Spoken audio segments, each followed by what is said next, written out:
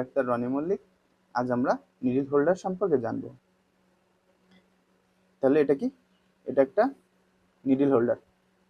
যদি ভিডিওটি ভালো লেগে থাকে তাহলে অবশ্যই আপনারা একটা লাইক দেবেন এবং সাবস্ক্রাইব করে আমার সঙ্গে চ্যানেলের সঙ্গে থাকবেন। তাহলে এই নিডল হোল্ডার আমরা কিভাবে চিনব? এই যে অন্যান্য ইনস্ট্রুমেন্টের থেকে এই যে নিডল হোল্ডারের যে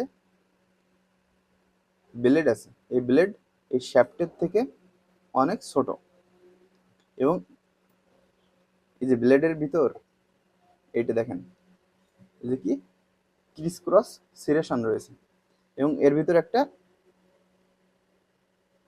লঙ্গিটিউডিনাল গ্রুপ রয়েছে। এই যে লঙ্গিটিউডিনাল গ্রুপ, এগুলো কেন রয়েছে? যাতে ওই যে আপনার যে নিডল আছে ওই নিডলটা যাতে গ্রিপটা সুন্দর হয় এজন্য। এবং এর যে হ্যান্ডেল রয়েছে, এই হ্যান্ডেলের সঙ্গে কি আছে? এই যে ক্যাস, এই ক্যাস রয়েছে। এই যে